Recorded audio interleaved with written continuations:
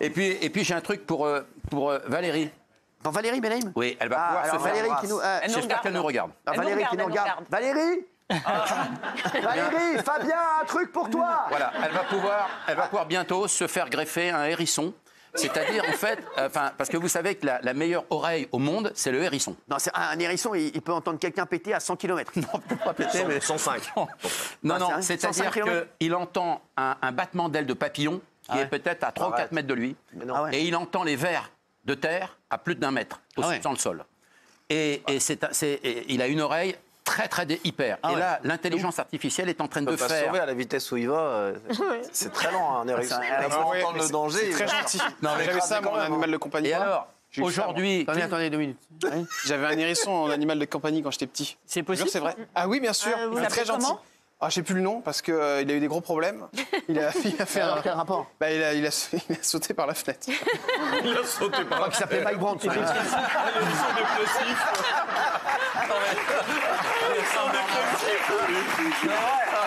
C'est vrai en plus. C'est vrai. Il était pas Les hérissons étaient comment? J'en ai rien à foutre, je me fous en l'air.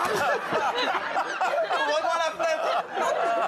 Et les bitons, les picots de vent. Vrai en plus.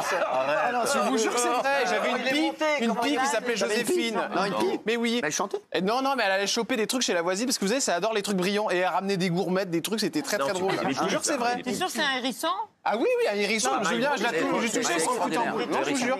Alors, Clint Eastwood, qui a 95 ans le 31 mai... On parlait de quoi, là? Je parlais des oreilles, les appareils. Parce que l'intelligence artificielle est en train de reprendre l'oreille parfaite du hérisson pour pouvoir greffer une oreille de hérisson sur un être humain. Vous croyez vraiment que... Non, et c'est elle a besoin de ça, extraordinaire. Benaïm? Ben, ça peut lui servir. Non, mais sans déconner, vous croyez vraiment elle va avoir une oreille d'hérisson ici comme un salade? Un casque de radio et une oreille de Un casque de radio ici. Allez, on est sur Fun Radio. On a DJ Hérisson qui est avec nous, bien entendu. Allez, Benaïm. DJ Hérisson. Merci. DJ Hérisson, non mais sans déconner. Woody Allen aussi qui perd Louis. Eh bien, Woody Allen va faire aussi sûrement l'opération. C'est Clint Eastwood et Woody Allen qui vont être les deux premiers à se faire greffer une oreille de hérisson. Allen, oui. Allen. Il n'y a pas de H. On rigole, mais c'est vachement On bien. l'appelle comme ça. Woody. Ce serait magnifique. Là, non, je suis allé au cinéma, t'étais voir quoi? J'étais voir le dernier film de Woody. Faut le dire très près. Faut coller les gens.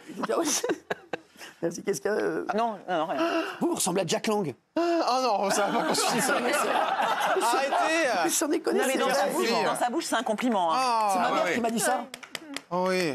Ma mère Oui. qui m'a dit ça. Par rapport à la couleur des cheveux. Non, pas vraiment. Vous voulez pas changer de personne et trouver quelqu'un d'autre à portée de braguette là parce que moi à chaque fois. C'est ça son problème. Allez. Alors sinon, je ne sais pas si vous êtes libre du 15 au 22 décembre 25. C'est la seule date qui reste pour Je sais louer. même pas ce que je vais faire dans une semaine. Cela dit, c'est vrai. Mais enfin, s'il y a une option encore pour louer la maison, la Villa Jade, à Los Angeles, de Laetitia Hallyday, parce qu'elle la loue maintenant. Là, elle a fait son anniversaire il y a 3 jours. À Saint-Barth? Non, pas celle qui a cramé. À Saint-Barth, pardon. Saint-Barth, c'est pas le Saint-Barth de Los Angeles. C'est celle de Saint-Barth. Et elle est louée, c'est une grande maison, hein, ça vous plairait. Hein. C'est 16 000 € par jour. Hein? Avec le personnel, bien sûr, compris. Hein. Mais moi, juste 1 heure, t'emmerdes pas. Hein, Sinon, c'est me laver les panards. Sinon, vous avez le forfait à 116 000 pour la période de Noël. Il reste encore la période du 15 au 22 décembre qui est encore libre. Ok, très bien. Voilà, donc ça, c'est 116 000 €, 852 €. Vous êtes agent immobilier maintenant? Ça m'arrive. Jacques et Thomas Dutronc, victimes d'une arnaque. Oui, alors là, c'est un peu compliqué l'histoire. On en saura peut-être plus lundi. Vous voulez revenir lundi, merci. Prochain. Ok, très bien, on passe ça. Si vous voulez. Ok, maintenant, si vous n'avez pas compris. Si, j'ai très bien compris, mais c'est en discussion. jachère. Voilà. C'est Norbert Saada qui est le producteur. J'adore Et c'est en Norbert. discussion. Donc je ne vais pas revenir. J'attends d'avoir des vraies informations à partir de lundi. Ok, n'hésitez pas à me mettre des titres et puis vous me dites, je reviendrai lundi. Tentative de cambriolage chez un joueur du PSG. Et oui, vous Alors, savez sur ma fiche, il y a un joueur du PSH. C'est le Paris Saint-Germain. Des génies, oui. Non, c'est le PSG, effectivement. Vous savez que les joueurs de foot, malheureusement, sont des cibles idéales parce qu'on sait qu'ils gagnent beaucoup d'argent et puis surtout, on sait quand ils ne sont pas chez eux puisqu'ils sont en train de jouer au foot. Et là, Exactement. C'est comme nous. Voilà, effectivement. Qu'est-ce qui se passe chez moi d'ailleurs? Faudrait que je regarde quand même. Là c'est William Pachot qui s'est. À mon avis, ils vont pas vous voler beaucoup de vêtements. Voilà, j'ai tout mis.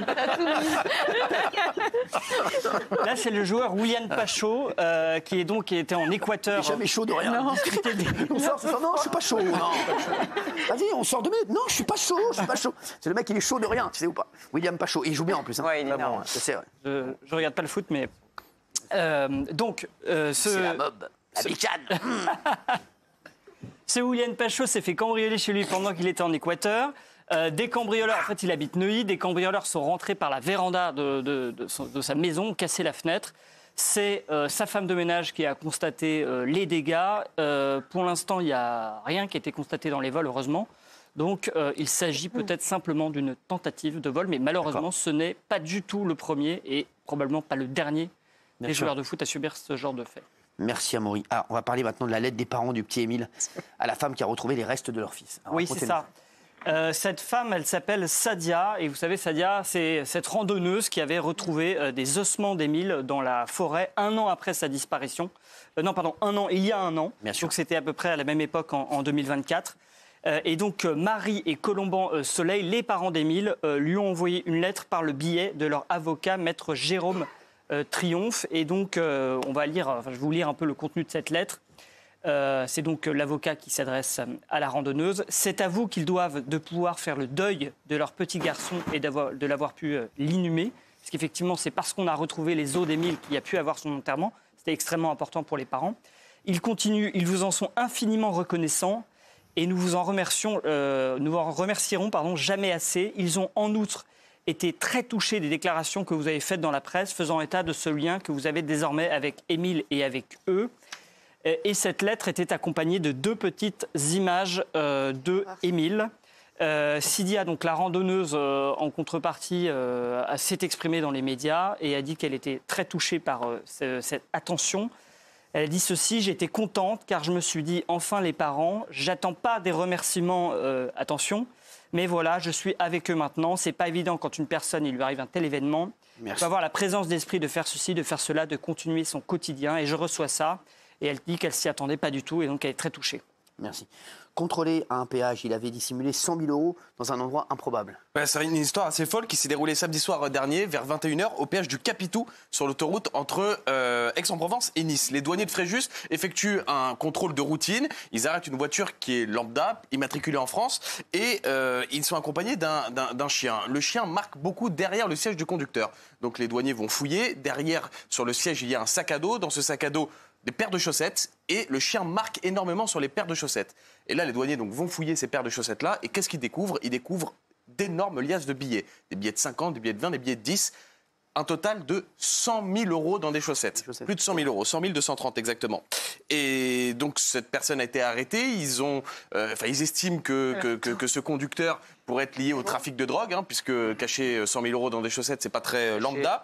Donc il a été placé en garde à vue et il a été jugé en comparution immédiate à Draguignan lundi dernier. Il a écopé 1 an de prison, dont 2 mois ferme pour blanchiment. Et il doit payer une amende équivalente à la somme saisie, donc plus de 100 000 €, et son véhicule a été confisqué. Je l'ai eu hier. Apparemment, il aurait le moral dans les chaussettes. Il y a de quoi.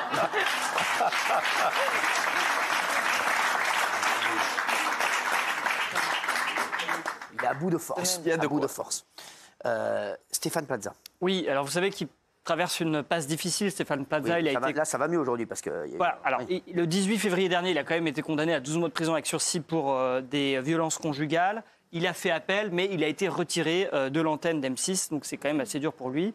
Mais là, effectivement, il y a une petite victoire pour lui sur le plan judiciaire. Une grande victoire, ça, oui. Tiens. Une grande victoire, puisque une femme de 43 ans qui a été sa conjointe épisodique, c'est comme ça qu'on dit dans la presse, durant 2 ans, au début des années 2020, a été condamnée pour l'avoir harcelée à 5 mois de prison avec sursis. En fait, cette femme, il a eu donc, pendant 2 ans une relation épisodique et en 2023, il coupe une première fois les ponts.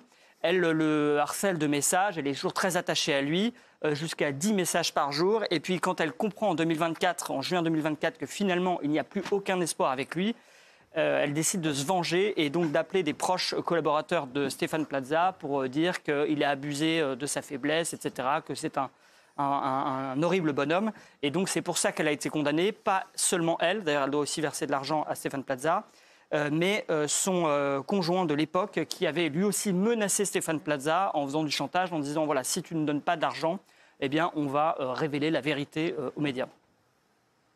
Ouais, donc c'est quand même une bien. victoire pour Stéphane Plaza.